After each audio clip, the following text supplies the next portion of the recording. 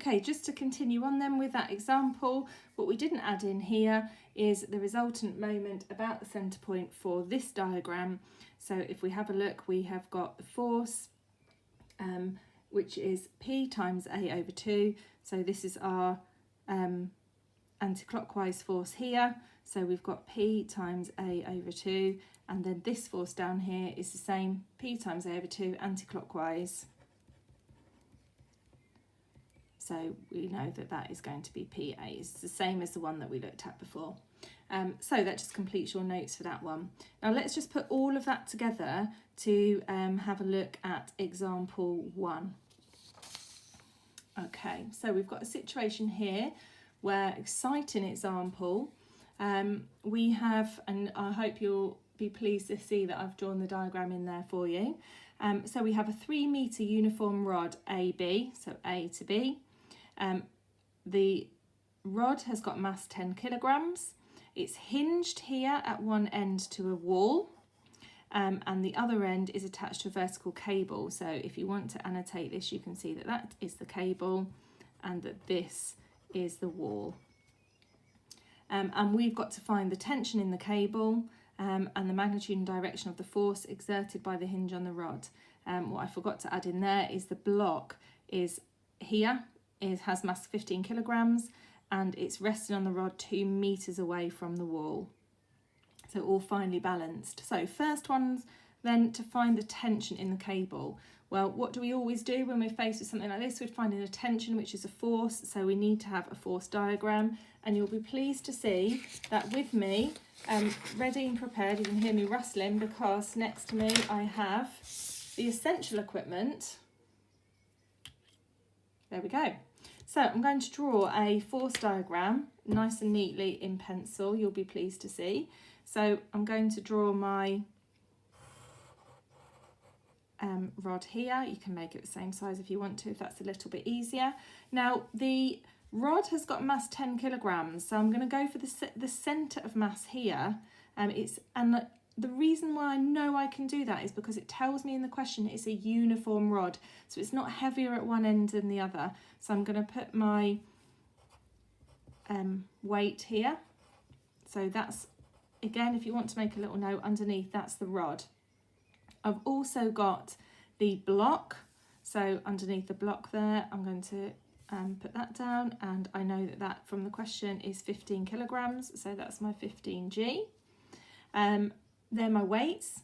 In terms of forces, well, I've got my force here, I'm being hinged at the wall, and I've also got the cable here, and I know that I will have the tension in the cable. That's what I'm trying to find. Now I also know the distances here, so I can put in that we said that was at the centre, didn't we?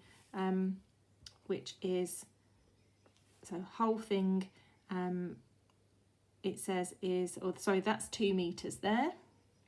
So let's just pop that in.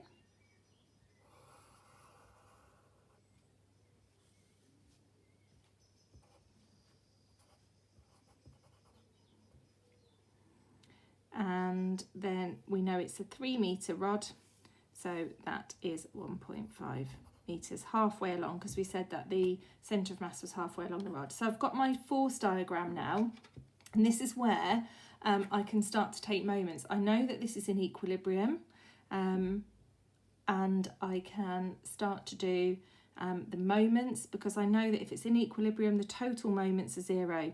So I'm going to do my little symbol rather than write equilibrium. I can't even say it, equilibrium. So total moments equals 0. So what I'm going to do now is we take moments about a point, like we did in that previous example where we showed from the points O and A and B. This time I'm going to take it from the wall here. Now the reason that I'm going to do that, and actually I haven't written on here, that's point A and that's point B. The reason I'm going to do that is because I know the distance, this I'm going to do force times distance. I don't really want this force in the way because I need to find T. So I don't really want an F complicating it as an added variable. So I know that I can do F times 0 and that will get rid of that force.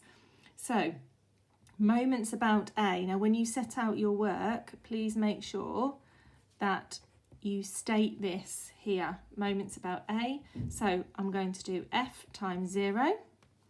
And then next one here is 10G times distance 1.5. Next one, 15G times distance 2. And next one is this one, T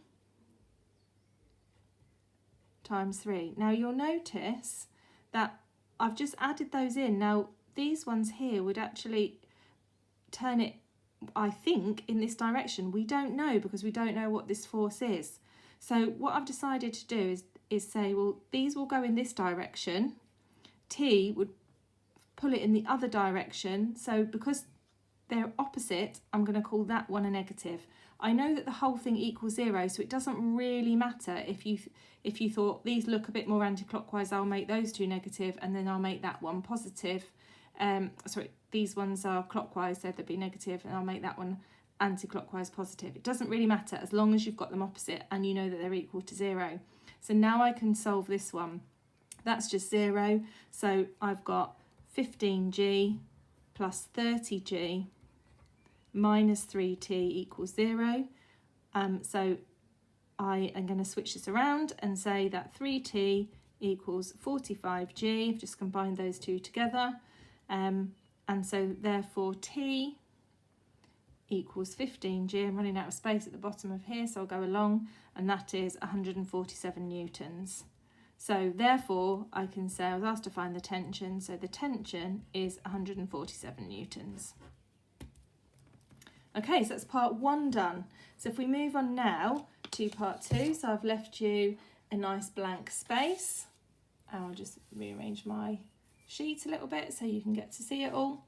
And this time it asked me to find the magnitude and direction of the force exerted by the hinge on the rod. So we're actually going to have a look at that rod now. So part 2 then, magnitude and direction of F. I know it's a bit boring to see me write, but you're going to get these notes as well, and it might just help you to have both in front of you. So what we're thinking then, that the rod is in equilibrium. So if the rod is in equilibrium,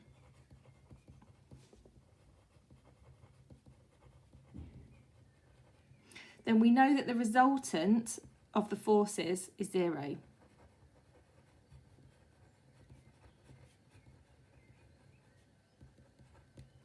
So the downward forces at the moment are greater than T. So if you add together 10G and 15G, that is greater than the tension, which we know is 15G.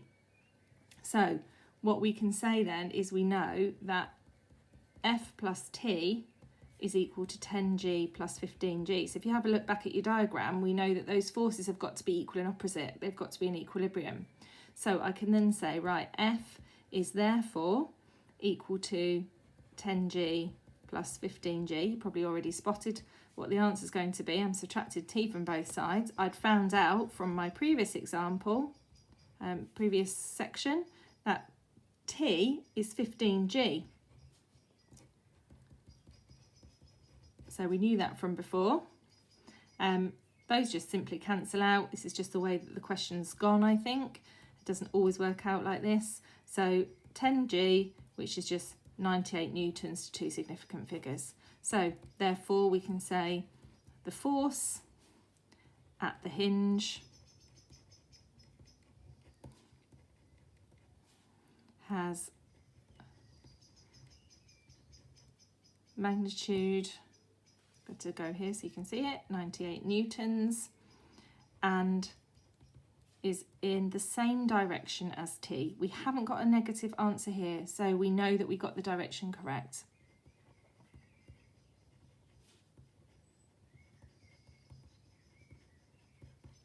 Okay, lovely. Example 1 done.